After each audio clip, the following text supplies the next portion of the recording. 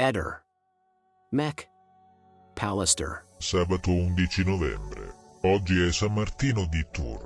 La frase del giorno è: una convinzione che non poggi su palafitte scettiche sprofonda. Accadde oggi, 11 novembre 1918, conclusione della Prima Guerra Mondiale alle ore 11, con la firma dell'armistizio da parte della Germania in un vagone ferroviario nei pressi di Compiègne in Francia.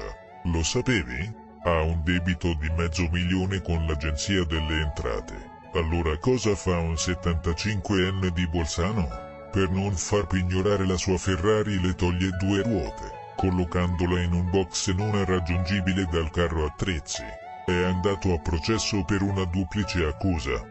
Ehi, non dimenticare di iscriverti a questo canale.